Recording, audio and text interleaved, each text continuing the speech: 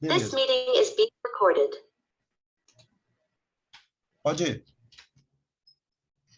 Bom, eu vou compartilhar, então, a tela da nossa, a tela que eu fiz aqui da reflexão, para a gente ver.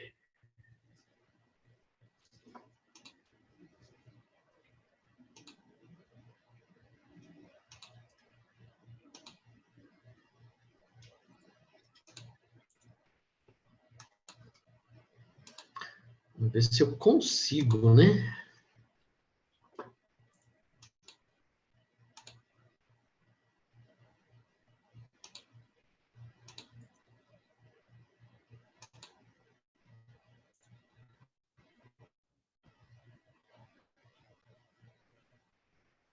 Eu acho que você compartilhou a tela. Aí. Eu estou tentando ver aqui se aparece a janela. Ele não aparece a janela. Você abriu, você está com a sua apresentação aberta, não está?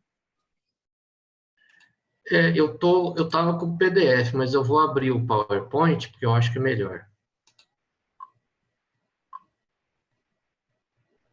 O PDF vai aparecer lá na internet, né?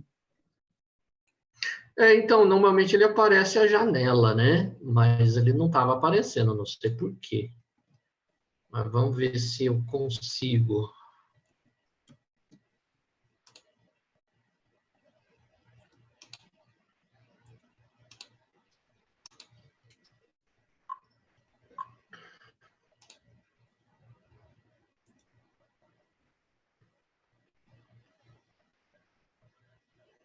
Estão vendo?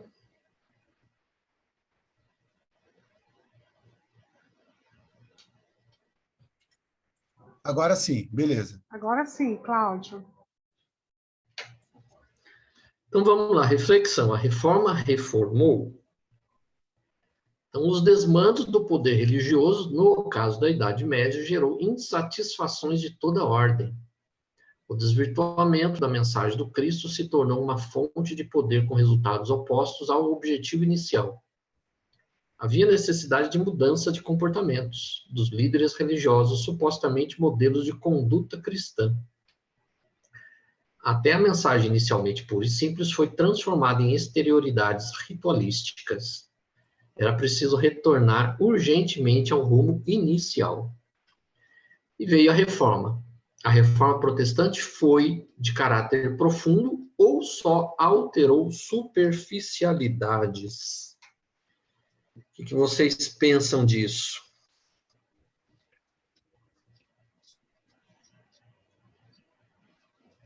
Eu penso que é o famoso trocar 6 por meia dúzia. Eu acho. Penso. Porque cada qual quis puxar a sardinha para o seu lado, né? Como diz o Carlos, esqueci o nome da palavra que ele fala, mas a gente puxa muito sardinha para o nosso lado. Não estou lembrando.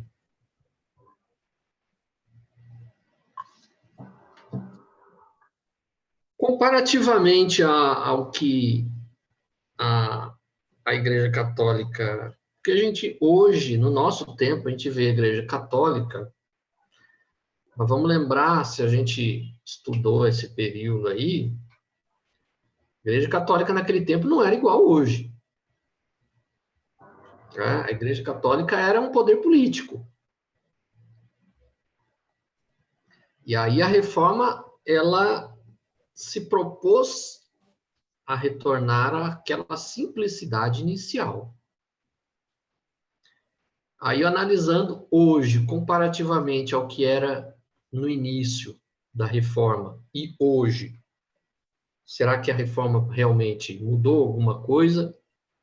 Ela está igual, está diferente, está melhor, está pior? Será que ela realmente mudou aquilo que a gente precisaria que fosse mudado, que seria a essência da coisa? Eu acho que de uma maneira, entendo assim, que de uma maneira mais assim abrangente, ela diminuiu o poder da igreja por católica por conta dos abusos, né, que eram feitos, a ditadura, né, da igreja. A igreja era poder soberano, né, e acabou dando uma freada, eu entendo, nesse poder que a igreja tinha, né? Foi importante, eu entendo. E em termos Vocês de já... essência? Oi?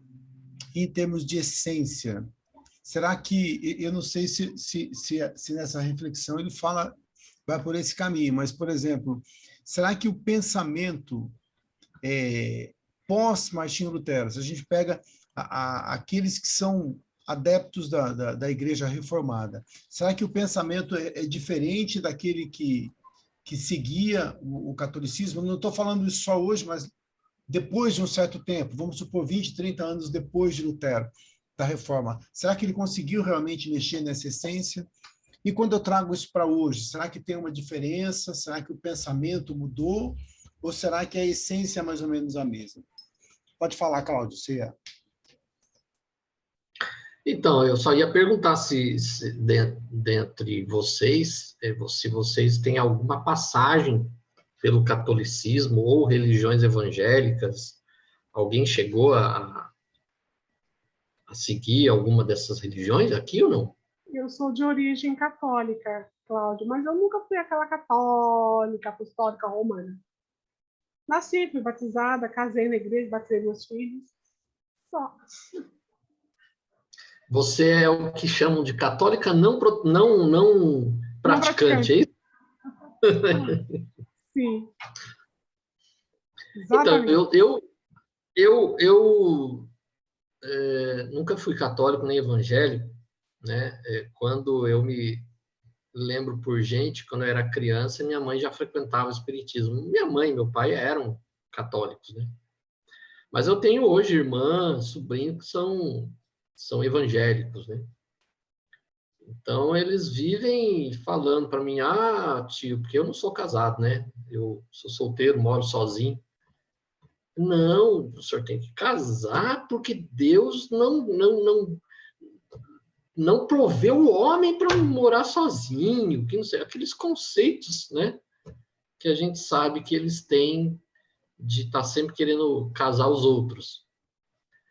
Mas eu vejo assim que, em termos de rituais, o catolicismo ele tem mais do que as religiões de origem protestante. Mas, tirando essa parte dos rituais, será que a ideia de Deus, a ideia da nossa existência, será que é diferente entre os protestantes e o catolicismo? Será que diferenciou alguma coisa nesse setor? O que vocês pensam? Não. Você pega para ambos, por exemplo, Jesus é Deus. Não, e tem aquela coisa da da temer a Deus, né? Ah, Você tem que ter medo de Deus, porque Deus pode te punir, né? Ele é todo amor, mas ele pune. é. É estranho isso, né?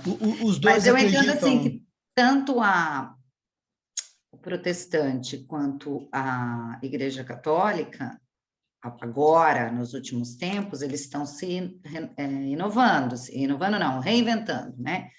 A própria carismática e essas igrejas novas que apareceram, por exemplo, a gente vê aqui essa igreja da cidade, né, que chama, eu acho, que é Batista, Igreja Batista. Eu acho que eles são mais modernos, se pode falar assim, né? Eles abriram mais um pouco, porque eles estavam perdendo os fiéis, eu acho que tem que também dar uma reciclada. Eu acho que deu...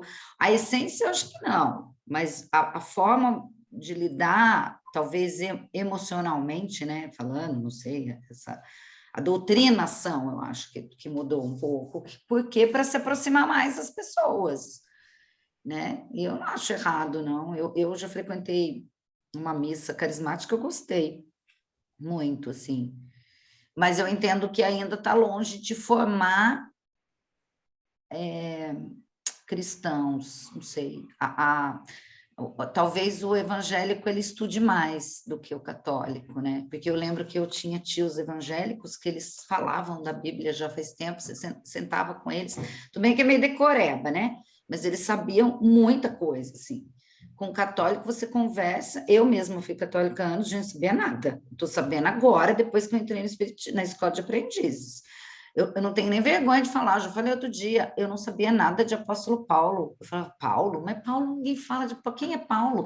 Eu achava assim um absurdo falar de Paulo. O cara é super importante. E na igreja católica, catequese eu fiz primeiro Eucaristia, eu fiz crisma. Nunca aprendi isso, entendeu? Ou nunca foi interessante aprender, talvez, né? Não sei. Era desinteressante, não sei. Sim, a gente vai ver, inclusive,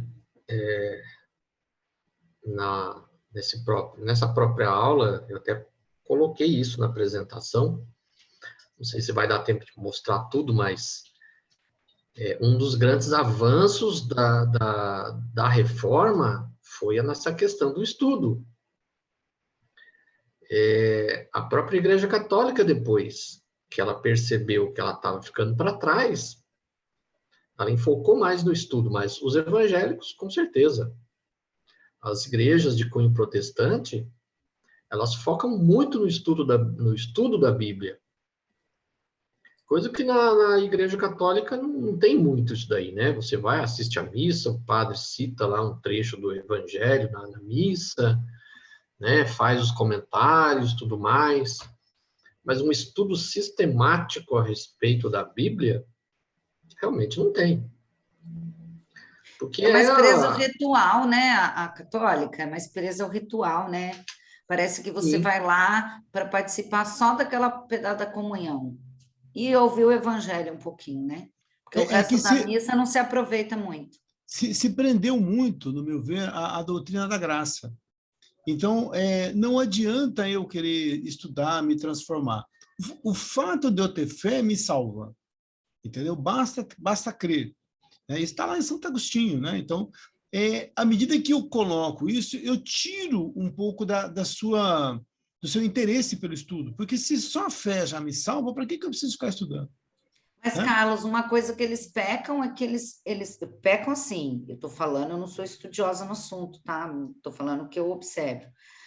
A gente vê que tem igrejas que até o padre fala muito dessa coisa da reforma íntima, mas não é muito importante, não é que não é importante, eu não vejo a igreja falar muito, até agora esse padre aí mais pop, o padre Fábio, fala um pouco disso, mas a gente não vê muito, você vai lá para ouvir palavras da Bíblia, né? Você vai ouvir a palavra, porém, aquela palavra serve de consolo ali para aquele momento, mas ela não trabalha você, a sua essência, que é você se transformar com aquilo lá. Eu acho que até é jogado aquilo lá, que o intuito é esse, mas eu acho que não é muito claro como é que fala? Para a pessoa que vai, entendeu? Para quem assiste a missa, para quem Então, é assim, eu não sei se vocês concordam comigo. Quando eu vou, por exemplo, a uma igreja, eu não vou com o intuito de aprender. Eu vou com o intuito de receber uma graça, de receber uma bênção, de tomar uma comunhão. Né? Você concorda? Então, vale para a Igreja Católica muito isso. Eu fui lá, já fiz minha oração e recebi. Isso não é uma crítica, tá? Isso é uma constatação que a gente tem olhando de fora, né, sobre aquilo que acontece. É claro que, de repente, alguém que está engajado lá dentro, ele pode me dizer que é diferente, até porque existem cursos também, existem estudos e tudo mais. A gente está dizendo assim, a princípio, tá? E a maioria fica nisso. Se você pega no espiritismo, também uma boa parte dos espíritas ficam também só de ir ao centro, tomar um passe e ouvir uma preleção. Né? Agora, o que falta, muitas vezes, é essa busca pelo conhecimento.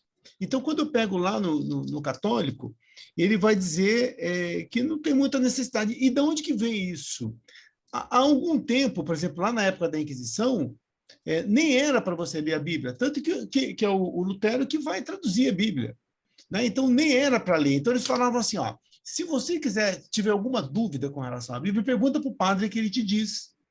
Aí o Lutero que vem trazer, eu não quero dar spoiler na aula do Cláudio aqui, mas o Lutero que vem trazer essa ideia de você ler a Bíblia e você mesmo buscar esse conhecimento. Né? Só que aí o Lutero ele vai falar uma outra coisa. Isso na minha visão, aqui depois o Cláudio vai continuar, só mais um minutinho. Ele vai falar só na Escritura. Então, ele estimula o estudo, mas o estudo só da Bíblia. Quando você pega, por exemplo, a doutrina espírita, ela já não faz nenhum tipo de... tem lá o Pentateuco de Kardec, tem uma literatura vasta, mas se você chega, por exemplo, num centro espírita, eu estou enjoado de fazer isso, eu cito lá Buda, eu cito Sócrates, eu cito Spinoza, eu cito Aristóteles, ninguém fala nada. Está tudo certo. Entendeu? Então, eu penso assim, que você vai tendo como o Espiritismo é uma religião mais nova, então ele fala, não, você, além de estudar isso, você pode buscar outras fontes. Né? Mas já falei demais. Por favor, continua, Cláudio. Boa noite, Fabiano. Boa noite. Mas é isso. Na época, a igreja ela tinha como um trunfo ter o direito de falar sobre a Bíblia, porque a Bíblia ela era em latim. E quem falava latim naquela época? Apenas aqueles que tinham estudo, né? Então, geralmente, quem? Os padres, bispos. Muitas vezes, as próprias altas autoridades da época eram ainda analfabetas. Então, só os estudiosos que tinham conhecimento do latim para ler a Bíblia. Então, a população não tinha acesso a isso. A grande revolução que Lutero fez foi justamente ele traduzir para a língua do povo, né, o alemão, a Bíblia, né, o Antigo e Novo Testamento, e aí as pessoas puderam, por si próprias, ler a Bíblia, né, e ter as suas próprias conclusões a respeito do que estava lá nas chamadas Escrituras. Inclusive, esse trabalho de tradução que Lutero fez foi praticamente estabelecendo as bases da moderna língua alemã. Porque a Alemanha era uma confederação, na verdade, de principados, e cada região tinha lá um dialeto, né? Então, esse trabalho todo dele, inclusive, fixou as bases da língua alemã. Então, ele propiciou justamente esse conhecimento que a população não tinha. E aí começa, de fato, as pessoas a perceber quanto tempo elas foram enganadas. Porque o padre, ele vai ler em latim, ele celebrava a missa em latim, de costas para as pessoas, e ele dava a explicação que ele entendeu a respeito da passagem, e as pessoas tinham que aceitar aquilo ali, porque era o que o padre falou.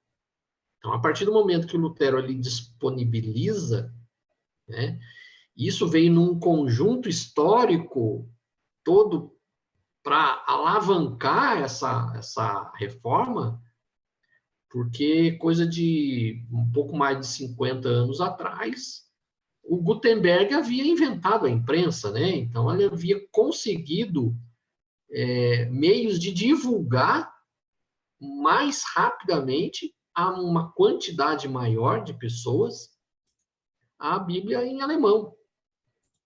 Então, não era, vamos dizer assim, não foi nenhuma surpresa, né? De repente, em poucos anos, a reforma ganhar adeptos quase em toda a Alemanha. Porque, além desse fato de que as pessoas já estavam meio que cansadas, né, da verdadeira extorsão que a igreja fazia na região, as pessoas perceberam que elas foram enganadas durante muito tempo. Né? O que os padres falavam não era bem exatamente aquilo que estava na Bíblia.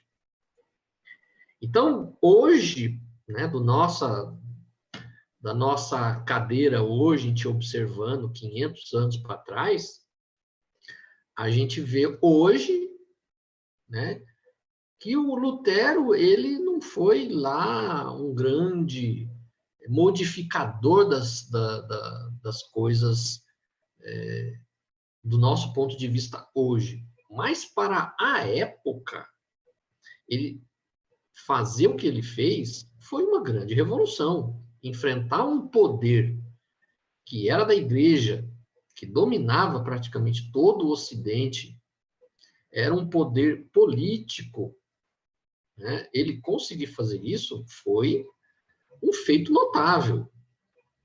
Então, hoje a gente vendo o que se transformou as religiões de cunho protestante, a gente vê que diferenças foram poucas, mas para a época, confrontar a igreja, o poder político da igreja, foi um grande trabalho que ele exerceu.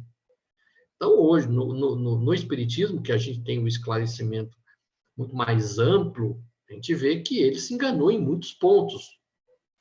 Mas, pelo trabalho que ele teve, foi realmente não seria qualquer pessoa que conseguiria fazer o que ele fez. Precisava realmente uma pessoa de fibra, uma pessoa que tivesse condições de enfrentar todo esse poderio. Não sei se vocês chegaram a ler o livro do Hermínio, não sei se aparece, não aparece direito, mas o livro As Marcas do Cristo. São 2 livros, do Hermínio C. Miranda. Ô, Cláudio, se você colocar mais próximo do seu peito, ele aparece. Aí. As Marcas do Cristo. As Marcas do Cristo. São 2 volumes. Um é uma biografia de Paulo, o segundo volume é a biografia do Lutero. O Hermínio, ele advoga a tese, não é um livro mediúnico, é um livro de pesquisa, um livro que ele escreveu fazendo toda uma pesquisa a respeito da vida de Paulo e de Lutero. Então, o Hermínio, ele advoga a tese de que Lutero é a reencarnação de Paulo. Eu discordo desse posicionamento dele, porque eu acho que um espírito como Paulo, que atingiu um certo nível moral de conduta, não iria regredir. E eu vejo que Lutero, ele não tinha o mesmo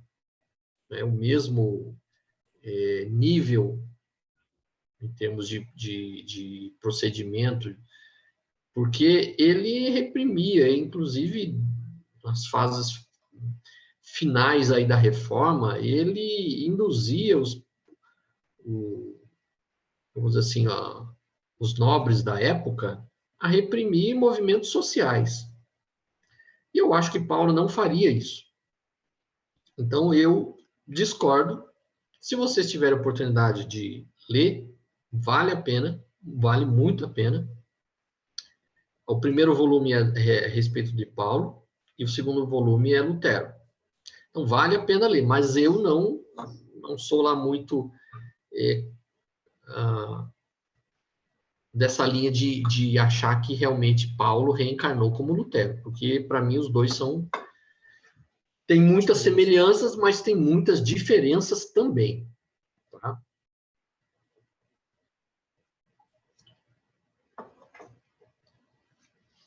Certo, então? Beleza. Mais alguma colocação a respeito dessa reflexão nossa?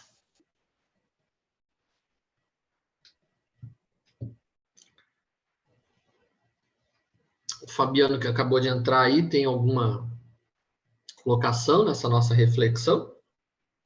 Tranquilo. Tranquilo para mim também, Cláudio. Então, podemos partir aí para a nossa apresentação de fato.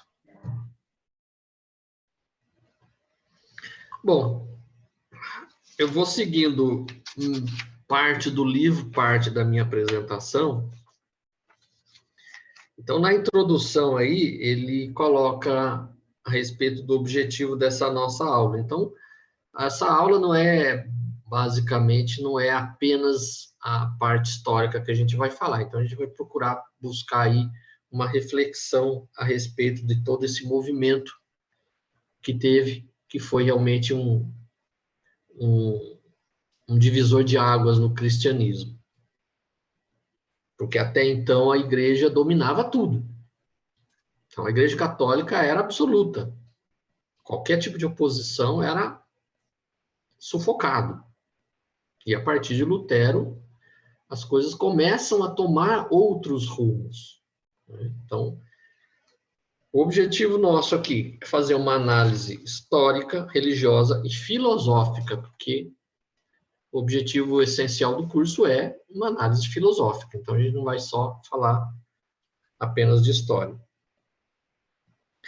Então, aqui ele coloca assim, que no ano 1500, toda a Europa se encontrava subordinada ao poder de Roma, uma espécie de império romano sem a figura política dos Césares.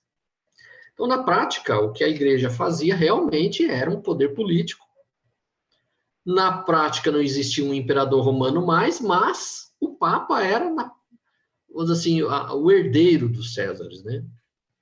Eu lembro que, acho que século XII ou XIII, se eu não me engano, teve um Papa que ele se auto-intitulou, de fato, um imperador romano.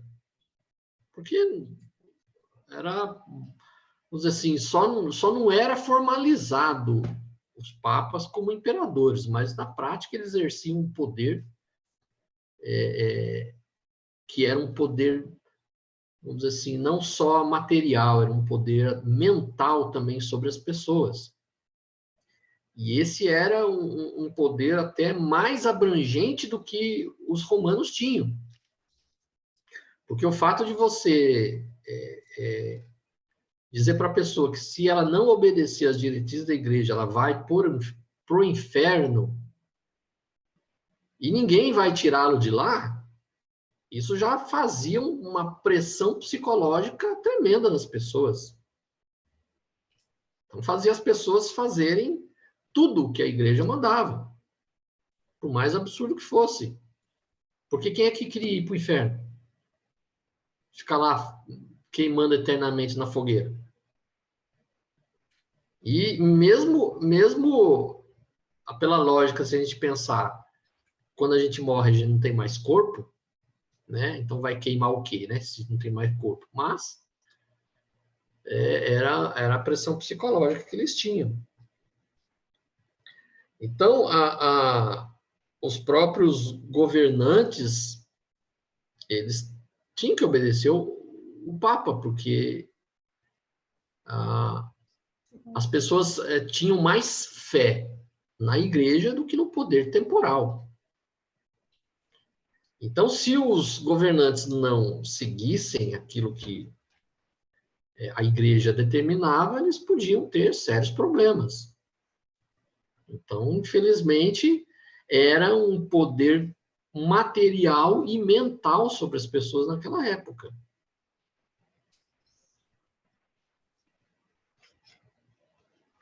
Aí ele traz até um trechinho aqui do Hermínio, justamente desse livro das Marcas do Cristo, né? Quando fala dos papas do Renascimento, pontificados como Dom Sisto IV, Inocêncio VIII e, sobretudo, um Alexandre VI, o Borgia, não podem ser evocados por um católico sem que o rubor lhe suba ao rosto. Então, não sei se vocês sabem, mas esse Papa Alexandre VI, ele foi considerado um dos papas mais devassos da Igreja Católica. Ele constituiu lá umas festas lá onde as mulheres dançavam nuas dentro do Vaticano.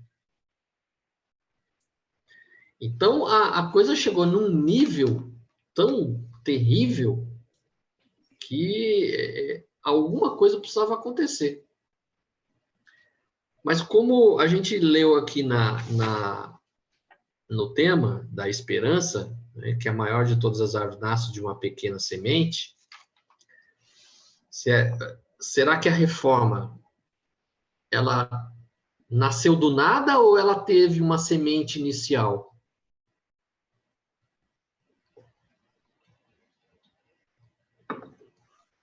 Será que Martinho Lutero, de repente, do nada, resolveu se revoltar contra a igreja?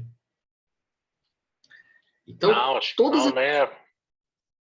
Ele já vinha observando, né, algumas atitudes da Igreja Católica que não vinha agradando, né? Sim, E aí é que começa a reforma, a comercialização, né, das coisas, né, visando mais o comércio, o dinheiro, do que a própria caridade, que era algo que Lutero acreditava muito. Então ele estava vendo a deturpação da igreja, né, da igreja de Cristo. Então por isso que ele começa essa reforma. vamos As lembrar grandes também, indulgências, né, Fabiano? Exato. sim, mas vamos Mas lembrar, assim, 1500, o que aconteceu no ano 1500 na história europeia? Começaram as 1400, navegações, né? sim, Navegações. 1492 foi quando o Cristóvão Colombo chega nas ilhas aqui na América, né? E acreditando que era nas Índias, né? Por isso que passou a chamar os indígenas de índios. E 1500 os portugueses chegam no Brasil. Então, todo um movimento que começou por quê? 1453, tomada de Constantinopla, os turcos fecham a porta do Oriente para a Europa Ocidental. Isso força as nações europeias a buscar caminhos outros para o comércio, porque o comércio entre a Europa e o Oriente passava por Constantinopla. À medida que os turcos tomam esse caminho, eles procuram outros caminhos. Então, há toda uma movimentação. Então, os grandes movimentos históricos, eles não começam do nada. Sempre tem antecedentes. Então, a reforma não começou assim, não caiu do céu. Teve antecedentes que vão muito antes de Lutero. Então, na própria chamado movimento renascentista, né, de renovação na área da ciência, das artes, há todo um movimento intelectual que começa a despertar, isso também grande parte devido à destruição do Império Bizantino pelos turcos. Então, muitos dos chamados sábios intelectuais que estavam lá na região da Ásia, todas migram para o Ocidente. Então, é considerado, vamos dizer assim, marco, né, local inicial da Renascença, a Itália. Então, muitos dos intelectuais, muitos dos sábios, né, do Oriente migram para a Itália e aí começa um movimento novo de mudança, né? Então, assim, a cultura começa a renascer, toda aquela chamada Idade das Trevas, que é chamada a Idade Média, começa a clarear novamente. Então, começa a ser redescobertos os clássicos da literatura filosófica grega, romana. Então, muitas obras que estavam perdidas na Europa começam a ser redescobertas e reestudadas. Então, aí começa, vamos dizer assim, a redescobrir, né, toda a cultura da antiguidade. Isso faz um novo movimento de ideias, coisa que a igreja sempre temeu. O que é? Movimento de ideias. Por que a igreja sempre fomentou divisão entre os seus tutelados? Porque ela sabia que um momento ou outro ela iria perder. Vamos lembrar que até 1870, 1/3 do território italiano era da igreja. A igreja só perdeu seu território graças à unificação política da Itália. Então, a igreja procurou sempre fomentar essas divisões, que é para manter o seu poder político e espiritual sobre as massas. Então, esse movimento da Renascença, ela começa a despertar novas formas de pensar que estavam perdidas. Obras clássicas da filosofia grega e romana que haviam sido perdidas foram trazidas do Oriente pelos sábios bizantinos no Ocidente. Então, aí começa esse movimento. Então, o chamado humanismo também, né, em que há uma renovação intelectual de ideias, de pensamentos, tudo isso é muito antecedente a Martim Lutero. Então, começa todo um movimento de renovação, de novas ideias, de questionamento. Porque a filosofia em si, a essência dela é o questionamento. Né? Tem até a frase do Sócrates que ele fala que uma vida sem questionamento não vale a pena ser vivida. Então, se a gente só ficar ali recebendo ordens e executando como se fosse um autômato, chega uma hora que a pessoa cansa. Porque a nossa essência é questionadora. Então, a nossa essência é de buscar. Então, tudo isso começa a transformar o ambiente intelectual da Europa. Então, há também movimentos na própria igreja, embora desconhecido, também há alguns movimentos de renovação na própria igreja católica. Os próprios católicos começam a questionar algumas coisas. Só que, lógico que dentro da própria igreja era muito mais difícil você consertar as coisas, porque é lá em cima, no topo, que começava os desvios. Então, se lá do topo, né, a autoridade maior da igreja, que era o Papa, praticava esses desvios, ficava muito mais difícil consertar.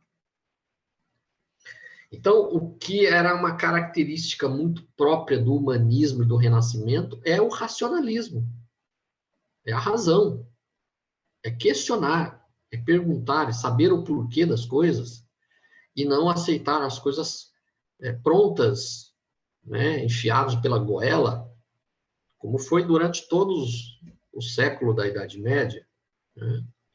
Então, nós temos até trouxe aqui muitos humanistas famosos, por exemplo, Dante, Petrarca, Boccaccio, Maquiavel, Erasmo de Roterdã, que foi um contemporâneo de Lutero, e trouxe muito do racionalismo para as ideias religiosas.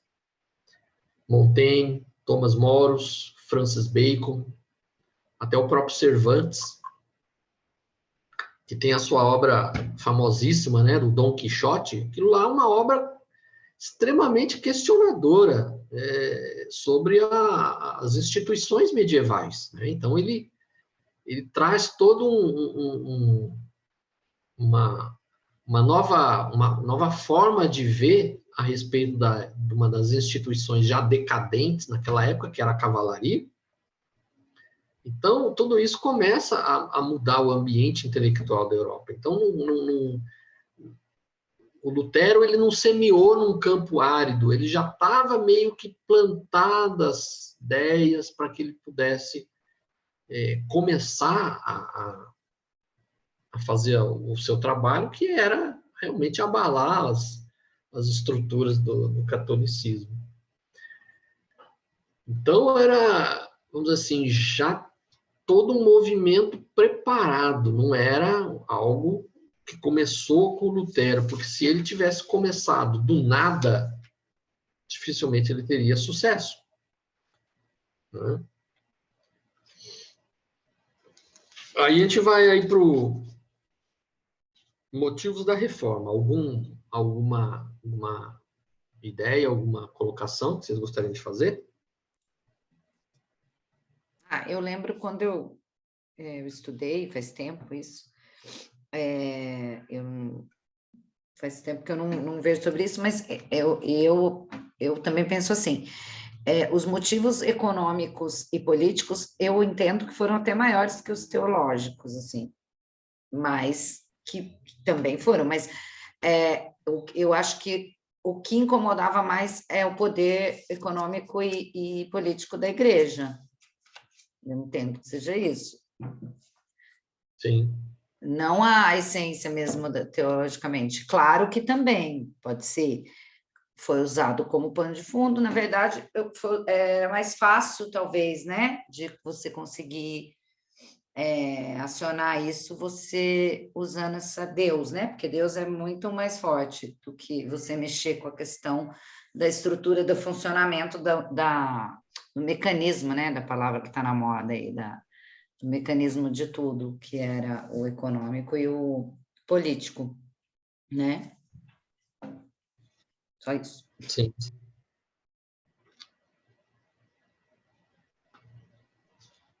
Mais alguma coisa? Eu acho que também teve uma influência forte, igual você falou, oriental, né? Não só da vinda dali, né, dos refugiados, vamos dizer assim, ali de Constantinopla, que eram os italianos, mas também com essa intensificação das viagens às Índias, né, do povo, houve também, acho que, muita troca cultural e o próprio ideias religiosas, né, teve contato a ideias religiosas diferentes também. Acho que isso também, acredito eu, que deve ter contribuído para essa mudança. A época, pelo menos estatisticamente, assinala-se que foi uma época em que houve um grande crescimento populacional, né? E eles dependiam muito também das trocas comerciais. E com o fechamento da passagem para o Oriente através assim, os turcos tomaram praticamente toda a região que fazia parte do Império Bizantino, então isso cessou. Então eles tiveram que procurar outros caminhos. E a economia era algo, como sempre foi na história da humanidade, um grande ponto de inflexão de mudanças. Né? Questiona-se muito hoje, por exemplo, quando fala por que o Império Romano caiu, né? Um império tão poderoso, que não sei o quê. A população do Império Romano, na época, beirava aí coisa de 7 milhões de almas, enquanto que os invasores eram um punhadinho de milhares. Nada acontece por acaso. Né? Nada acontece assim do dia para a noite. Mas uma das vertentes dos estudos a respeito da derrocada do Império Romano é a economia. Grande parte 80% dos impostos que os romanos recebiam era da agricultura. Qual que era o modo de produção do Império Romano? Escravista. A partir do momento que as conquistas cessaram, cessou o fluxo de escravos. Não tinha quem cultivar os campos, porque os nobres, lógico, ninguém ia meter na mão na terra. Então, caindo renda do governo, não tinha dinheiro para pagar os soldados. Não tendo soldados, não tem defesa. Então, basicamente, é econômico a queda do Império Romano. Aí, o que a gente vê? Em toda a história da humanidade, sempre qual foram a motivação das mudanças? um dos itens é a economia. Então, essa época também foi marcada por isso. As mudanças tiveram que usar essa vertente econômica para que pudesse, em termos de economia, fazer mudanças sociais, religiosas, até mesmo em termos de poder. Então, tudo mudou. A igreja precisava mudar. Só que a igreja, como os governantes da Roma Antiga, preferiam se acomodar nos seus velhos hábitos. Porque a igreja não trabalhava, a igreja coletava os seus donativos, né? Quem trabalhava era o povo.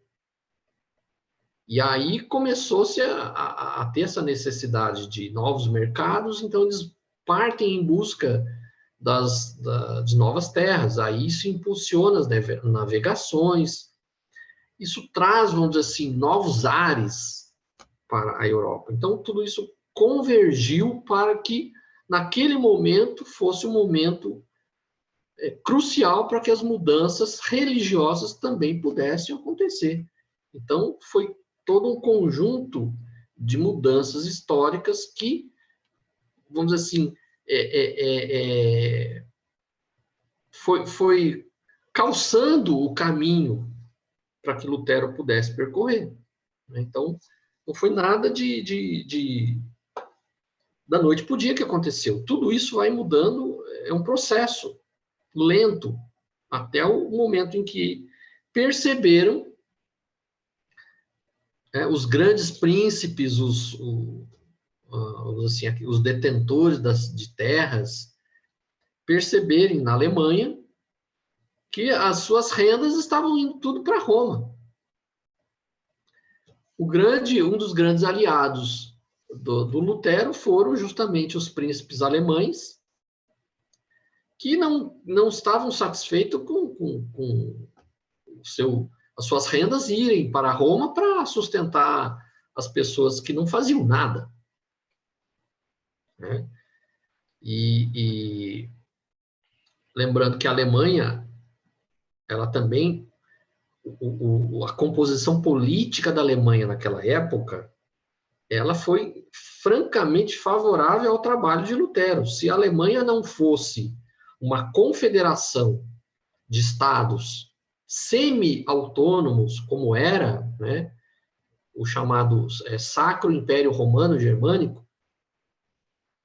que muitos historiadores, inclusive, dizem que de sacro não tinha nada, de império também não, e de romano muito menos. Né? Então, era uma confederação, tanto que, aqui, se vocês lerem, o imperador alemão, ele era eleito, não era hereditário, porque alguns principados alemães, eles tinham o direito de eleger o imperador, e o grande trunfo do Lutero foi que um desses eleitores foi o príncipe Frederico, que ele conseguiu abrigo. Então, se a Alemanha não fosse essa confederação de estados semi-autônomos, se fosse um império realmente, ou um reino, em que o soberano era poder absoluto, muito dificilmente Lutero conseguiria ter sucesso. Porque aí ele pôde explorar, né, vamos dizer assim, esses príncipes semi-autônomos para que eles, né, o protegessem. Então, o Lutero aproveitou aquele momento em que os príncipes estavam insatisfeitos com as suas rendas, perdendo para Roma, a insatisfação das próprias pessoas, né, em não ter um esclarecimento realmente correto da Bíblia, e vamos dizer assim, os escândalos que aconteciam na igreja. Então, foi todo um conjunto de fatores que criou toda essa possibilidade de mudança. Então, aqui no capítulo 15.2, por exemplo, motivos da reforma. Então, quais são os principais motivos da reforma? Corrupção, luta pelo poder, posse de terras, comércio de relíquias, fortalecimento das monarquias com sentimentos nacionalistas e o crescimento da burguesia comercial.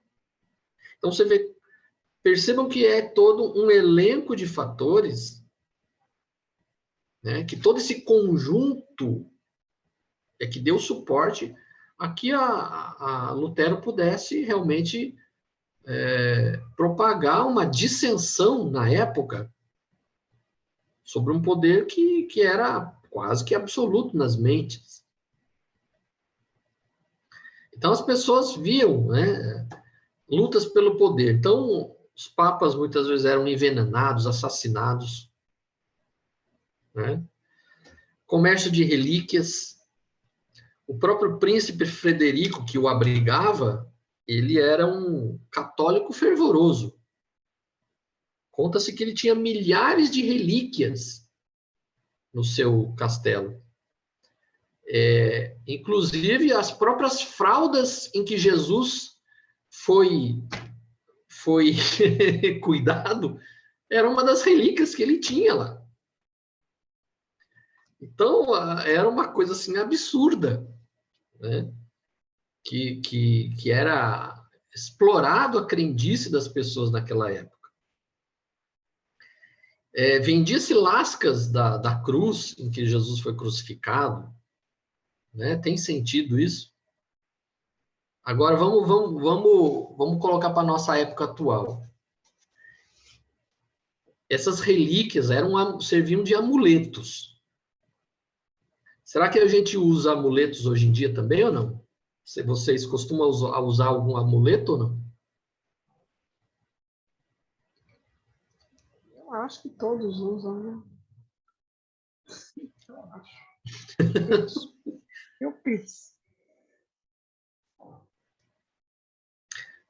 Eu, por exemplo, nunca gostei de usar correntinha, crucifixo, nunca gostei de usar desde criança, nunca usei. Não deixa de ser um amuleto. Eu gosto de usar, mas como decorativo. Eu lembro o Sagrado Coração de Jesus. Eu lembro umas semanas atrás que onde eu moro, eu vou a pé até o meu trabalho, passo pela passarela que tem ali sobre o anel viário aqui em São José.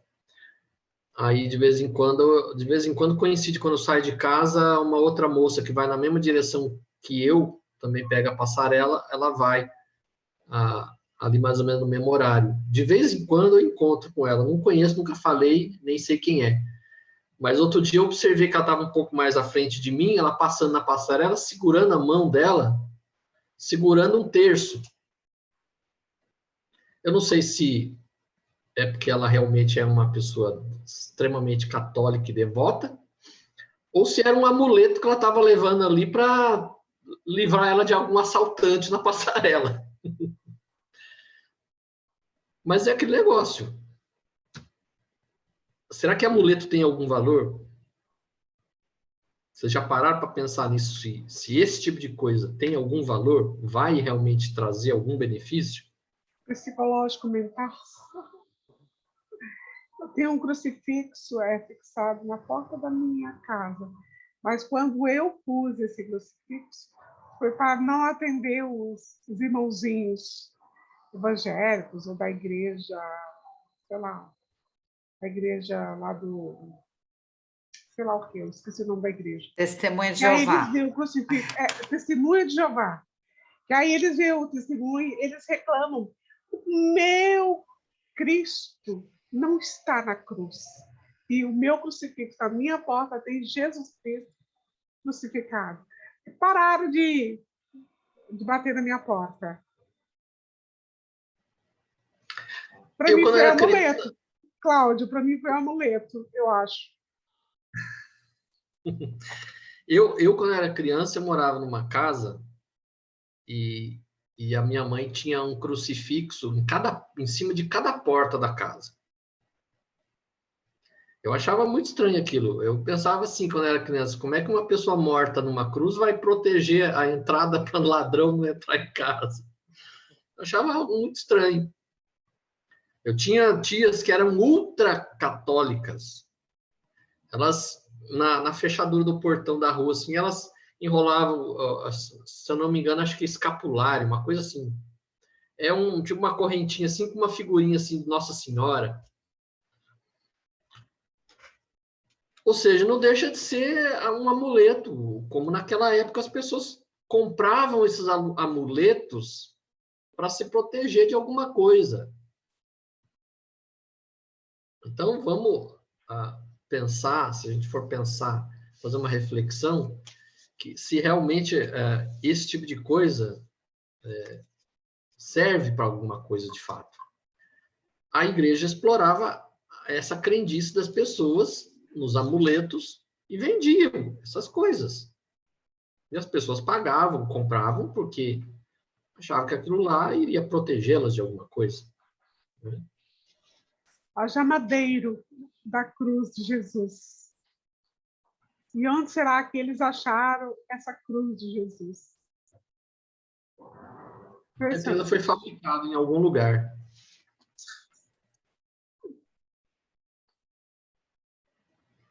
Alguma coisa que vocês queiram comentar desse trecho? Acho que depende muito da necessidade de cada um, né, Cláudio? Às vezes essa crença realmente ela funciona. Né? A pessoa acredita tanto naquilo que a proteção não está exatamente no amuleto, mas naquele pensamento ao qual ela se devota, né? E a gente pensa, às vezes, num amuleto. É uma espécie de autossugestão, né? Sim. E às vezes a gente pensa em um amuleto material, né? Igual você está falando do crucifixo, mas existem os amuletos não materiais também. Então, às vezes também. emocionalmente ajuda, claro, se você se sente segura, né, tendo essa, porque isso aí é passado também, né, até pelo consciente coletivo, né, dessa coisa de você ter um respeito, uma imagem, né, que nem a gente vê, os protestantes questionam que os católicos têm as imagens, né, que a Bíblia fala, etc. e tal. Mas eu acho que tudo, assim, é uma questão pessoal, eu entendo. Eu já vi gente caminhando no parque e rezando o terço, que tem anel, né, que é um terço que reza. E isso aí faz é uma rotina da pessoa. Tem gente que medita, tem gente que reza o terço todos os dias. Então, assim, eu não sei. Agora, a questão de vender, você vê em Roma, aqui em Aparecida, é um negócio tão, assim, doido, que se a gente for pensar e imaginar, eu fui para Roma, eu comprei. Mesmo achando que aquilo é exploração, bababá, bababá, eu comprei, é uma lembrança do lugar, é um terço. Claro que eu não acredito que é o terço abençoado, não é isso. Mas não deixa de ser uma lembrança. Então, acho que é tudo muito, assim, relativo, sabe? Igual você vai na Torre Eiffel, compra uma... Sim. coisinha da Torre Eiffel, você vai comprar e você eu dei esse texto, o texto vem assim, cheiroso, né? Tem um cheiro de rosas, e o mais engraçado é que esse texto, ele dura o cheiro, gente. Faz 2 anos que eu fui, o texto está lá cheirando rosa. Eu ponho dentro da minha gaveta de meia, até. E eu dei, para todo mundo que eu dei, principalmente para quem é católico, assim, que eu trouxe. Nossa, a pessoa, nem eu imaginei que a pessoa ia ficar tão feliz, entendeu? Com aquele texto. A minha mãe, que nem é tão católica assim, nossa, adorou. Então, assim, eu acho que é tudo meio... É mais mesmo essa comercialização mesmo, é normal. Você vai num lugar que você traz uma lembrança. Claro que tem gente que leva aquela coisa para o lado mais, né? Que nem santinho, gente, aquele santinho, aqueles papéis. Nossa Senhora, aquele negócio me irrita. quando as pessoas me dão aquilo. Eu até guardo, põe para marcar livro às vezes, mas aquilo me irrita assim, no sentido de, ai meu Deus, olha que desperdício disso, né? Mas é uma coisa que talvez seja importante para divulgação, entendeu? Da história daquele santo, daquilo lá, que você vai numa igreja, que você... Eu trouxe santinho lá de uma igreja para dar para minha sogra, que era uma igreja de Santa Catarina, não sei de onde lá, que eu fui. Então, assim, é meio relativo, mas realmente é uma comercialização, né? Em nome de Deus. Tem, vamos dizer assim, o seu componente psicológico, né? Então, a pessoa se sente bem com aquilo. Mas dificilmente eu carrego qualquer tipo de amuleto, porque eu nunca acreditei nessas coisas, né? Desde criança também, que eu ia no centro com a minha mãe, então acho que eu absorvi essa coisa desde criança. Então, nunca levei fé nisso. Porque, independente de você comprar ou não, a questão é se você acredita que um amuleto vai te trazer algum benefício. A gente sabe que não, né? Então, é só para a gente realmente fazer essa reflexão aí. E aí a gente vai para a sequência aí, né? Os precursores da reforma. Então, nós tivemos aí destacado aí 3 grandes figuras, né? Que é o John Wycliffe, o Jerônimo de Praga e o John Hus. Então, esses 3 foram 3 personagens que viveram, né, no século XIV, e eles já, vamos dizer assim, começaram esse movimento. Então, como o Lutero, ele foi o herdeiro, vamos dizer assim, já de um pensamento já de contestação, né? Então ele não começou o trabalho, então ele continuou, ele pegou essa estrada aí, então ele seguiu em frente aquilo que já havia sido começado. Se a gente fizer uma comparação, quando Jesus veio ao mundo, ele não teve que começar do zero, então ele já pegou a estrada começada desde Moisés. Então, é a mesma ideia. Então, você tem que pegar uma ideia já começada para você desenvolvê-la. E aí Lutero consegue, vamos dizer assim, pegar essa estrada já e desenvolver essas ideias que já vinham desde a Renascença, desde os humanistas, e aí parte para esses 3 personagens que começam a contestar, né? Os dogmas, começam a contestar os rituais, toda aquela pompa, né? Todo o poder desmedido da igreja. Tanto que o João Hus, né? O John Hus, ele foi queimado, né? No Concílio de Constança, em 1415. Então, ele foi chamado a se explicar, e, inclusive, ele tinha um salvo-conduto do imperador que não foi respeitado, e ele foi queimado na fogueira, mas ele foi queimado e ele não abjurou das suas ideias, né? O John Wycliffe, ele teve mais sorte, que ele não chegou a ser queimado, mas ele praticamente, quando ele começa a contestar o poder da igreja, ele acaba sendo afastado pela monarquia, né? Ele era inglês, ele acaba sendo afastado pela monarquia do seu ofício, né? de professor, e ele acaba, vamos dizer assim, morrendo no ostracismo, né? Mas para ver aí como a igreja via as ideias do John Wycliffe, que depois da morte dele, após a condenação das chamadas heresias no Concílio de Constança, em 1415, nessa época o Wycliffe já tinha morrido, porque ele morreu em 1384. A igreja mandou exumar os ossos dele, queimar os ossos e jogar no mar assim, o pó dos ossos dele, ele já tinha morrido. Mas não queriam nem que ele tivesse os ossos enterrados, quer dizer, é tentar revogar de vez, né, a memória, vamos dizer assim, né, a chamada memória. É uma coisa que a igreja costumava sempre fazer, era tentar revogar a memória desses contestadores. É uma das coisas que coloca aqui, que levou, inclusive, à condenação de John Hus, era afirmar que o papado era uma instituição meramente humana. Ou seja, o Papa não era a encarnação de Deus na Terra. Ele era um homem como todos nós.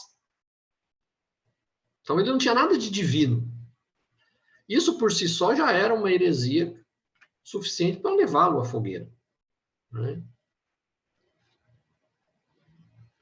E aí começa, de fato, a reforma, né? No item 15.4, a reforma religiosa de Lutero. Então, ele coloca aqui que Lutero surgiu no cenário político-religioso do século XVI como um autêntico furacão. Por quê? Ele já vai nessa, vamos dizer assim, nessa onda de contestação e vai muito mais além. A ideia de Lutero, pelo que se tem no início, é que ele não pretendia fundar uma nova religião. Ele não pretendia uma cisão no catolicismo. A ideia dele era a reforma do catolicismo. Só que chega num ponto em que ele percebe que não tem mais volta, não há mais como reformar aquilo. Ele chega à conclusão de que não há como reformar algo que já está praticamente desmoronando. Então é como você vê um prédio já caindo aos pedaços, não tem como consertar. Tem que derrubar e reconstruir. Então ele percebe nesse momento que não tem como mais reformar coisa alguma. Eu acho que Roma nem aceitaria essa reforma. Esquece. Ceder o poder, assim, não ia acontecer realmente. Ia ter que ter uma ruptura ali. Sim. No início, ele começa a tentativa de reforma, e ele percebe que a reforma não vai funcionar, porque a igreja não quer se reformar.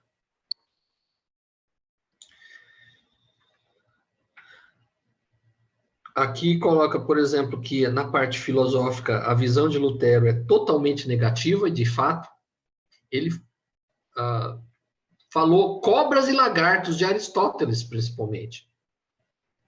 Então, ele era totalmente contra a filosofia.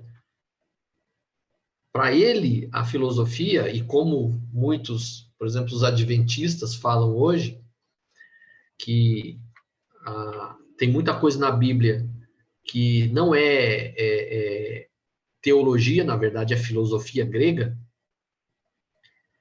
Então, ele era, assim, radicalmente contra a influência filosófica, né? Então, fala no diabo, mas não fala de Tomás de Aquino para mim, né? Que a filosofia tomista era baseada principalmente em Aristóteles, então ele não queria saber, né? Então ele procurou mais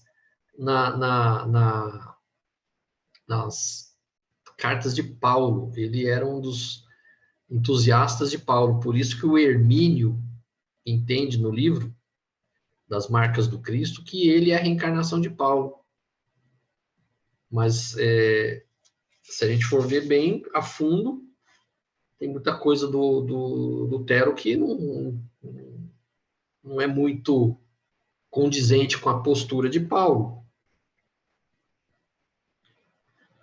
Aqui, um ponto que eu queria destacar, por exemplo, quando ele contraria também Paulo, quando esse se dirige aos Coríntios, dizendo que das 3 virtudes, fé, esperança e caridade, a maior delas é a caridade. Então, a teologia de Lutero era: a fé vai te salvar. Então, busque a fé. Se a fé, você te for um homem de fé, a caridade virá por consequência. Era isso que Lutero dizia. Não é a caridade que vai te levar aos céus, e sim a fé. Se você tiver a fé, você pode, vamos dizer assim, obter a graça divina da salvação. Algumas coisas eu tenho que concordar com os evangélicos quando eles dizem, por exemplo, que você não tem que fazer apenas caridade por achar que a caridade vai te salvar. Porque a caridade, eu também entendo que a caridade é uma consequência. Como espírita, eu penso que não adianta a gente só fazer coisas materiais se a gente não se reformar intimamente. Então, quando ele fala que a fé vai te salvar, não a caridade, eu, como espírita, eu penso assim, não adianta eu querer ir no centro, ajudar a fazer cesta básica, se eu não mudei os meus conceitos, as minhas ideias, as minhas posturas na vida.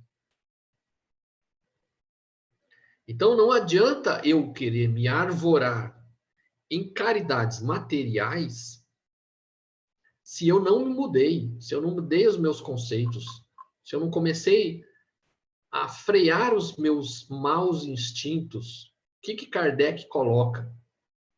Conhecerás o verdadeiro espírita pelo esforço que ele faz em combater as suas más tendências, suas más inclinações. Então, não adianta você querer só fazer uma caridade material se você não se reforma intimamente. Então, nesse ponto aqui, algumas coisas eu concordo com a teologia dos evangélicos, dos protestantes, porque eles falam, se você é um homem de fé, isso resultará naturalmente na caridade. Mas a caridade não o fará um homem de fé. É isso que eles colocam. Então, traduzindo para nós espíritas, eu penso dessa forma. Não adianta só eu ir no centro, aplicar passe nas pessoas, eu ir ajudar na cesta básica, se eu não me mudar intimamente, se eu não me melhorar e não combater as minhas más tendências. Não sei o que vocês pensam disso.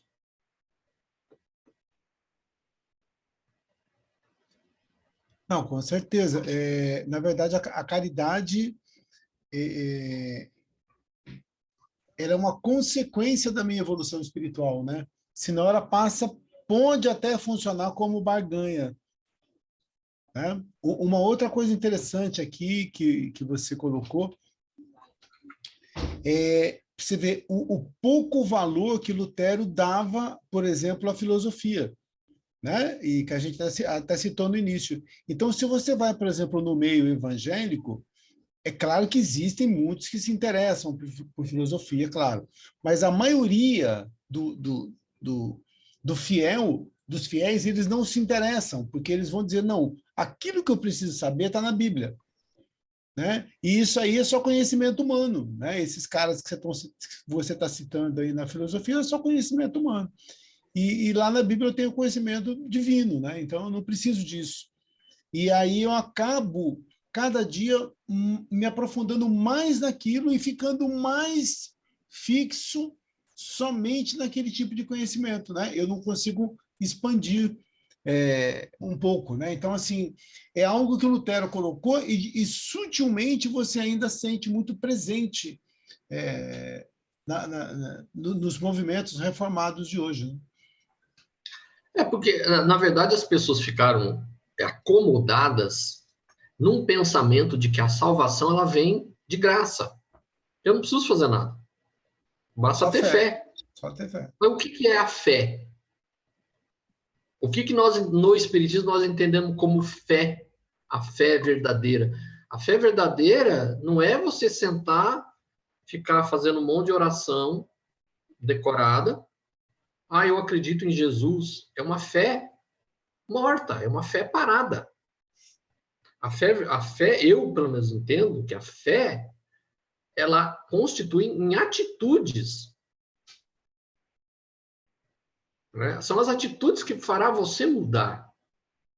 E aí a consequência é a caridade. Mas não basta só ficar sentado esperando a salvação cair de graça. Deus me escolheu, porque eu tenho sobrinho, o meu sobrinho que é evangélico, ele fala. Inclusive, ele fala do pai dele, né, que meu ex-cunhado, que a minha irmã é separada dele. Então, ele tomou uns rumo meio perdido na vida. Aí meu sobrinho fala que o pai dele, ele não foi escolhido por Deus. Ele não está entre os escolhidos.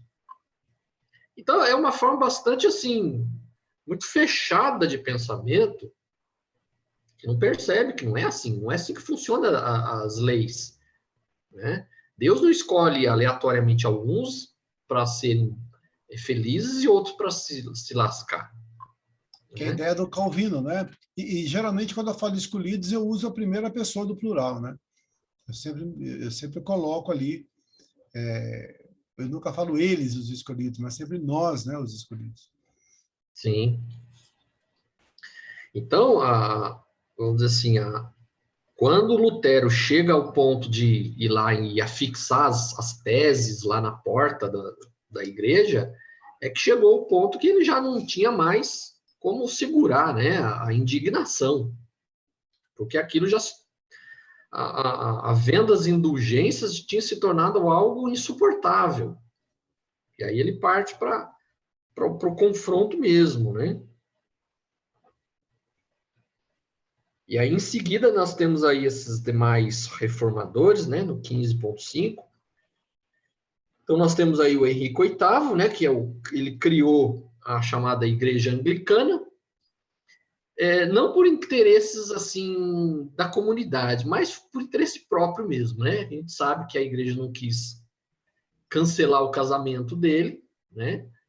E ele precisava de um herdeiro, e as mulheres com que ele casava não lhe davam o herdeiro. Então, para ele casar com a Ana Bolena, ele precisava da anulação do seu casamento anterior, que a igreja não quis, e aí ele falou, então, vocês não querem, vou parar com a brincadeira e vou criar uma igreja aqui só para nós.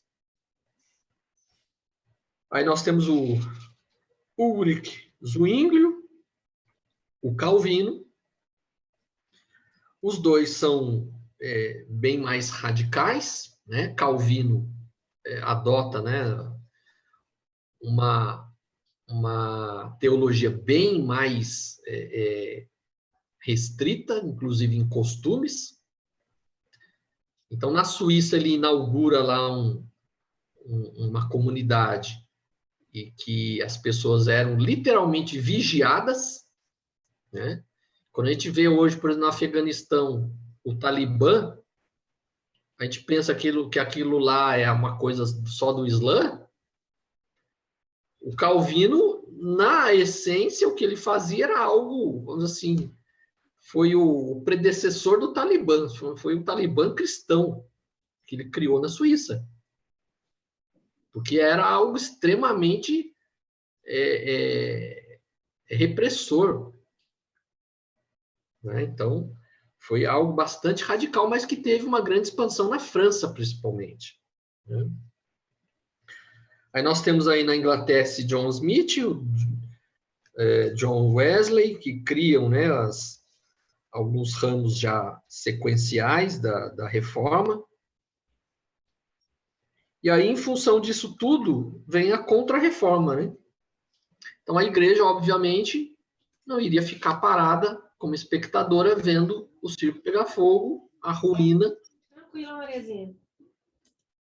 E aí eles fazem movimentos para que a reforma pudesse ser estancada. Ô, Cláudio, mas então existe uma junção dessa reforma protestante com a igreja anglicana, certo? A igreja anglicana meio que adota as ideias da reforma, certo? E cria um papa deles. Então, a igreja anglicana, ela não é foi uma ruptura mais política do que religiosa. em termos de teologia, é pouca diferença. Se você estudar a igreja anglicana ou a igreja católica, pouquíssima diferença. Foi mais uma ruptura política mesmo. O Henrique VIII não quis mais a influência da igreja católica no seu território, e ele fundou uma igreja para ele mesmo. Mas praticamente a igreja anglicana é Ctrl+C, Ctrl+V. Tem muita diferença. Então ele não adota, vamos dizer assim, a reforma protestante como a base da nova igreja dele, então não. Então, vamos dizer assim, a teologia, a ideia de ruptura que Lutero tinha com rituais, com uma série de procedimentos da igreja, isso não se verificou na igreja anglicana. Então, foi mais...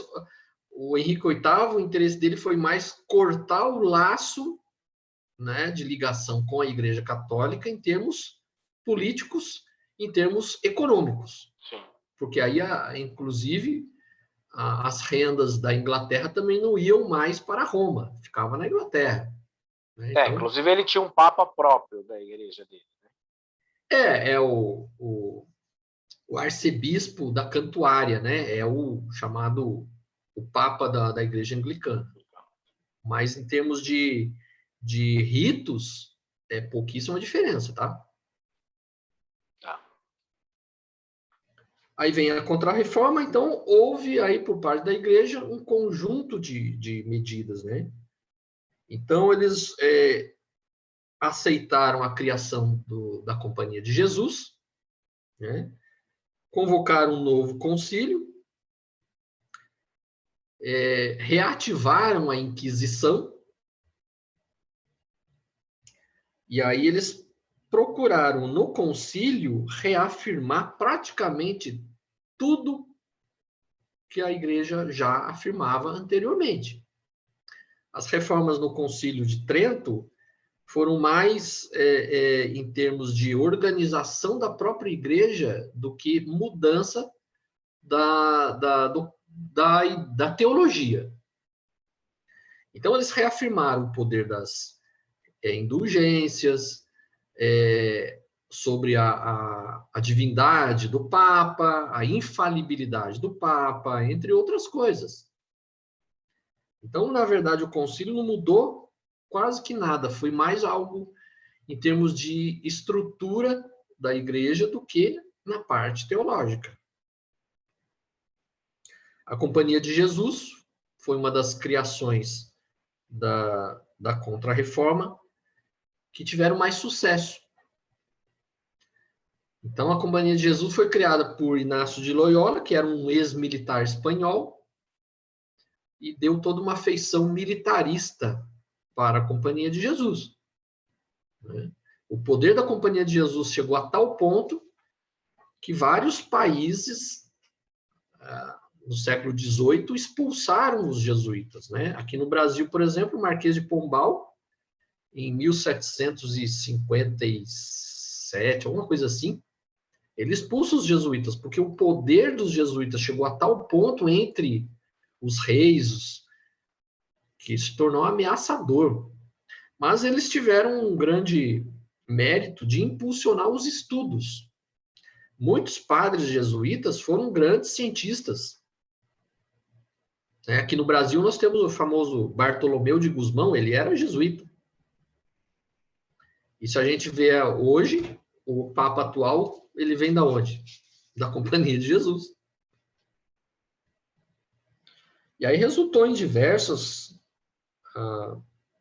situações, como cita aqui, por exemplo, a Noite de São Bartolomeu. A Noite de São Bartolomeu, que foi uma verdadeiro morticínio, né, dos chamados huguenotes, que seriam os calvinistas da França, que foi, na verdade, mais uma briga política do que religiosa, né? Então, a questão religiosa foi mais um pano de fundo.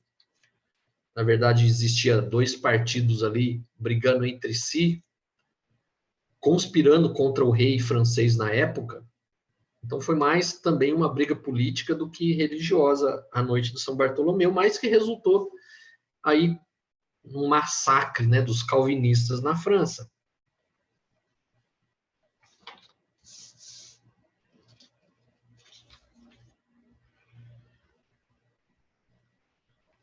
Aí nós temos aí as igrejas cristãs oriundas da Reforma, então deu origem aí a várias igrejas, né?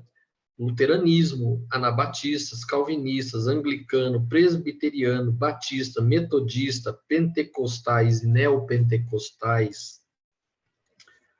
Então, nós tivemos aí toda uma progressão ao longo desses últimos 500 anos, e aí for se dividindo. Enquanto a igreja ela permanece com um rito unificado, as igrejas de origem protestantes, todas têm, vamos dizer assim, procedimentos diferentes em cada denominação. Eu vou ver se eu vou compartilhar com vocês aqui. Eu consegui uma... E só uma dúvida, todas essas igrejas, pelo menos eu não conheço a fundo, mas o pessoal classifica como igrejas protestantes. Sim. Certo? Anglicana, sim. Luterana. Apesar de elas não, entendo eu, não seguirem 100% da reforma luterana. Protestante. Certo? Sim, se não tivesse havido a reforma protestante, a igreja anglicana com certeza não existiria. Vou compartilhar aqui uma imagem que eu peguei, num site de história, que é interessante para vocês verem. Essa imagem depois eu posso até passar depois para vocês. Conseguem ver aí? Sim.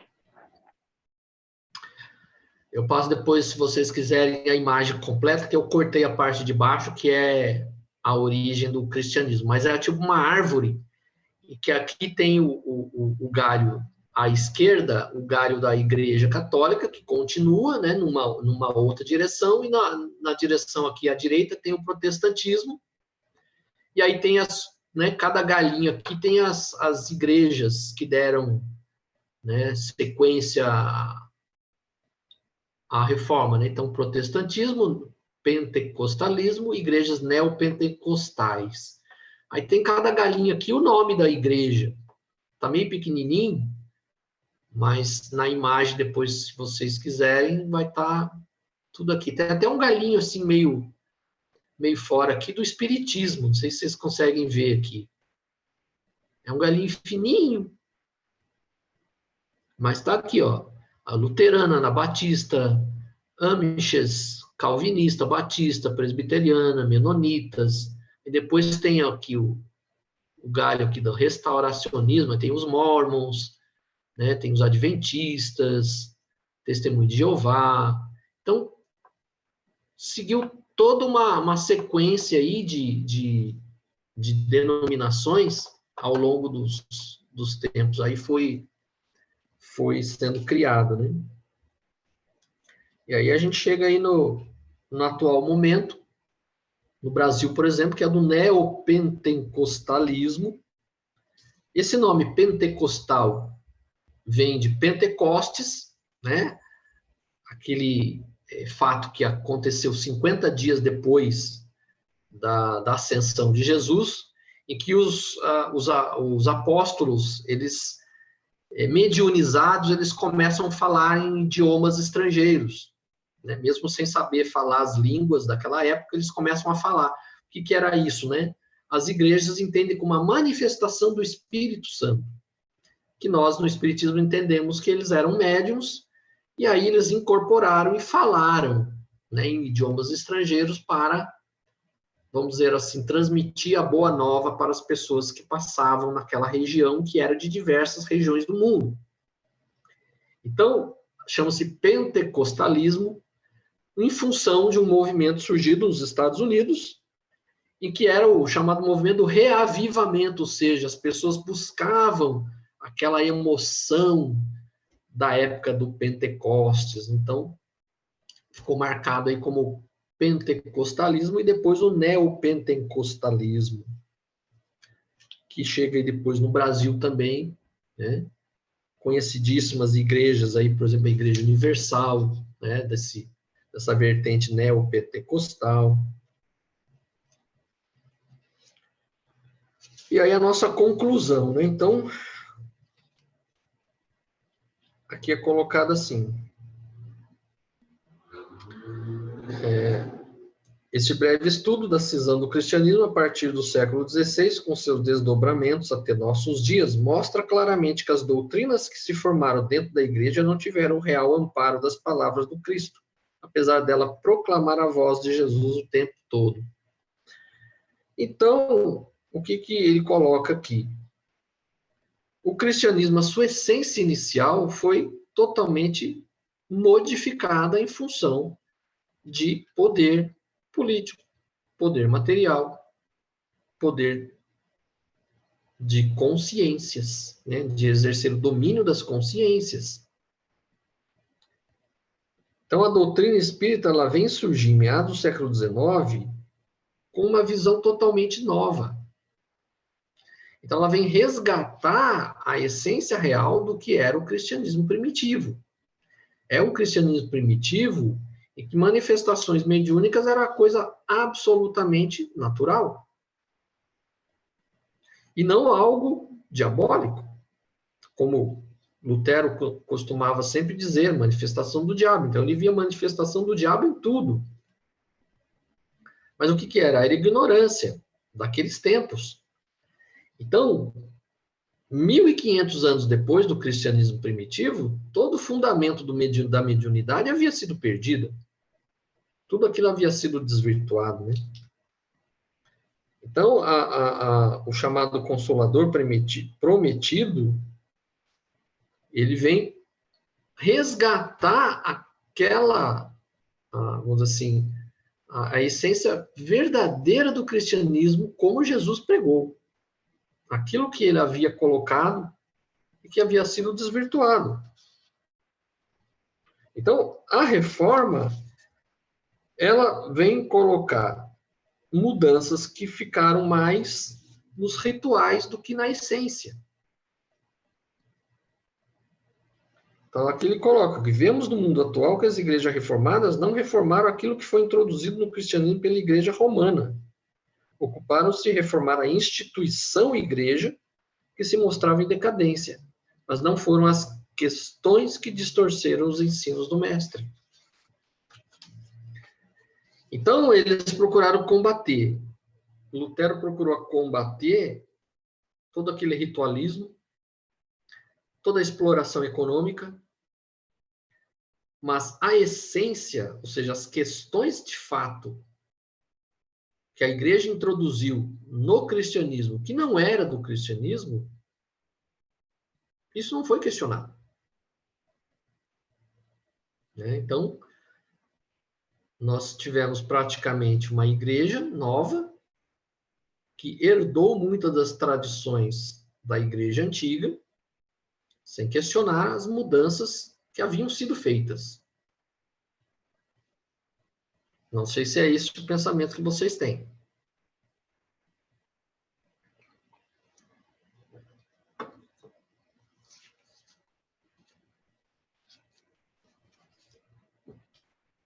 Pois é. Reformou-se muito em estrutura política e pouco no pensamento, né? Na questão do pensamento. Pensei o mesmo, questão, Carlos. Pensei o mesmo. Na essência, ficou mais ou menos da mesma forma, né? E eu penso, para fechar, que essa forma de se pensar, principalmente com relação ao proselitismo, com relação a dízimo, com relação aqui à salvação pela fé, à salvação pela graça, acaba, de uma certa maneira, até deixando aquele cristão menos avisado um pouco acomodado, né? Porque, muitas vezes, só basta ter fé, ir à igreja lá no dia certo, pagar meu dízimo, que o nosso lugarzinho lá no céu está garantido, né? Eu não preciso me preocupar muito com nada disso. Fé sem obras é morta, realmente. Agora deixa eu fazer a última pergunta aqui, só jogar a última lenha na fogueira aqui. Um dos motivos que fizeram com que Lutero fizesse a reforma foram as indulgências. O que é indulgência? É o perdão dos meus pecados em prol de uma graninha que eu dou lá para a construção da Basílica de São Pedro. Ou seja, eu pago alguma coisa, eu dou alguma coisa para a igreja para que eu possa encontrar minha salvação. Será que esse pensamento que levou Lutero à reforma foi completamente erradicado? Não. Não, de jeito algum.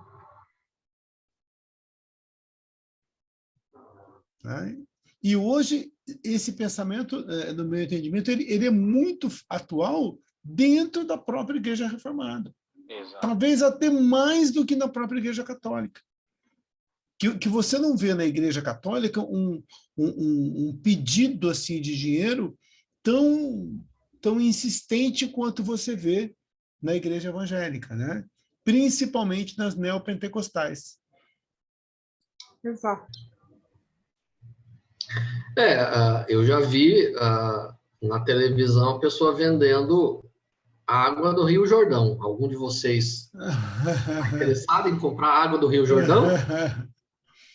Você vê? Ou então o ar divino. É uma água diferente. Qual que é a diferença dela para do Rio Paraíba, né? Ou para outro rio qualquer. Então, assim, a gente vê que... e outra coisa que é importante, viu, Cláudio? Eu não sei se você já reparou, mas Jesus é Deus, Jesus é meu Salvador, mas a maioria das pregações que eu faço não estão baseadas nos ensinamentos de Jesus, estão no Antigo Testamento. O Antigo Testamento é muito forte, né? Ele justifica uma porção de coisas. Eu não encontro justificativa para dízimo no Novo Testamento, mas eu encontro lá em Malaquias 3:10. Eu não encontro justificativa para riqueza no Novo Testamento, mas eu encontro lá em Salomão. Então, assim, você vê que, às vezes, se fala muito mais no Antigo Testamento do que no Novo Testamento. E isso que eu estou falando, eu já perguntei isso para evangélicos. Tá? Assim, não num tom desafiador, né? Mas num tom de curiosidade. Por que isso é assim? E a maioria deles nem sabe responder. Então, assim, a gente vê que perdeu-se. Então, na verdade, eu não diria que é um problema do evangélico. São pessoas que se infiltram entre os evangélicos e utilizam a boa-fé das pessoas para o próprio enriquecimento. No meu entendimento, eu vejo mais ou menos por aí. E só clarificando, certo, Carlos? O Velho Testamento, a base é judaica. A base é judaica. Então, eu não sou cristão, eu sou judeu. Eu sou judeu, exato. E Jesus você está mais para um judeu, exatamente. Você está mais para um judeu do que para um cristão, só que você é um judaico-cristão porque você acredita em Jesus. Porque se você falar para o judeu, ele vai falar, não, Jesus, no máximo que ele vai ser é um profeta. Um profeta. E você pega o centro espírita, olha o paradoxo. Eu não estou advogando em causa própria, não. Aí você vai ao centro espírita, que para eles o espiritismo não é cristão, porque não vê Jesus como Deus e como Salvador. Mas, se você pegar as 52 semanas do ano, você vai ter preleções toda semana baseadas no Novo Testamento. Que é o Evangelho segundo o Espiritismo. E como eu fui criado no Espiritismo, muita coisa da Bíblia eu não conheço, porque eu conheço somente a parte do Novo Testamento. O Velho Testamento, não. Eu vim a conhecer quando eu fiz o curso de aprendizes e dei aula no curso de aprendiz, porque eu tive que estudar mais o Velho Testamento. Mas até essa época eu não conhecia nada de Velho Testamento, só do Novo Testamento. Pois é. Maria, não vai embora, Maria. Vai cedo, eu vou comer pizza já, Maria. Não, Carlos, eu tenho outro compromisso daqui a pouquinho. Não, tranquilo, beleza. A primeira vez. Beijos para vocês. Tchau, Maria. Tchau. Tchau. Tchau, Maria. Tchau, meninas. Tchau. Beleza, gente? Tranquilo, Cláudio? Quer fazer as suas considerações finais? É só assim, a gente tem que entender que isso faz parte de um movimento histórico que era necessário, porque já vinha de um tempo que as coisas não estavam indo muito bem, então era perceptível uma ruptura. Se não fosse Lutero, seria uma outra pessoa. Mas era necessário. Então, apesar que hoje nós temos aí essas visões totalmente equivocadas por parte dos evangélicos, mas eu acho que deu uma boa contribuição para a melhoria do pensamento na época. E o principal ganho que eu, pelo menos na minha visão, a gente tem da reforma, é a tolerância, porque até então ninguém podia divergir do catolicismo. Hoje nós vivemos num mundo que, teoricamente, preza pela tolerância religiosa, né? Pelo menos pegando aqui a parte do Ocidente. Então, esse foi o grande ganho da reforma, é a tolerância, você não ter apenas uma visão única das coisas. Então, no meu entender, o grande ganho foi esse. Uma contribuição importante, né? Como até a árvorezinha colocava, se não fosse por Lutero, talvez nem a doutrina espírita conseguiria ter alcançado, né, aquilo que alcançou, né? Sim. E gerado essa diferença de pensamento. E hoje tem igreja para tudo que é gosto, não é uma igreja só, né? Então, para aquele que quiser, ele pode encontrar sempre alguma coisa dentro da sua linha de Sim. pensamento. Obrigado, Cláudio. Eu vou aproveitar e pedir para você, então, fazer um encerramento para a gente poder decretar aqui final de semana, então. Tá bom. Então, vamos assim, nesse instante, vamos fechando nossos olhos, vamos serenando os nossos pensamentos, vamos assim agradecendo aos nossos companheiros espirituais, nosso guia, nosso mentor individual, que ele possa nos acompanhar, nos amparar, que possamos ter uma boa noite de sono, um bom fim de semana de descanso, de estudo, de trabalho, que possamos, sobretudo, agradecer a Deus, nosso Pai Criador, pela oportunidade que Ele nos deu de estar aqui, podendo aprender, podendo caminharmos cada vez mais em busca de conhecimento, de experiências. E agradecemos a Jesus, nosso mestre, nosso irmão maior, por todas as oportunidades que Ele nos deu, pelas lições que Ele nos deixou, pela sua infinita paciência, pelo seu amor imenso que tens por todos nós. Que possamos contar contigo, mestre, agora e sempre, em toda a nossa caminhada. Que assim seja, graças a Deus. Beleza, Cláudio. Obrigado, viu? Muito boa a aula, muito esclarecedora. O Mauro tinha falado da aula 20, mas a aula 20 eu falei para ele que já estava, eu não tinha colocado na planilha, mas já estava atribuída, mas se você quiser, pode escolher outra aula que vai ser sempre bem-vindo aqui, tá bom? Tá bom, sem problema.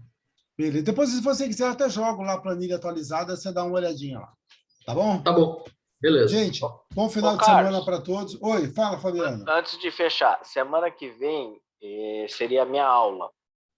Eu tenho um compromisso. A gente não consegue colocar aquela aula que a gente pulou na semana que vem? Você tem certeza que era a sua aula semana que vem? 16 estava aqui. É? Não sei por quê. Tem outra pessoa aí? Deixa eu ver aqui, peraí. Eu vou... Semana que vem, deixa eu ver se eu acho. Semana que vem... É o capítulo 16, né? Que é Calvino. Ah, é verdade, é isso mesmo. É isso mesmo.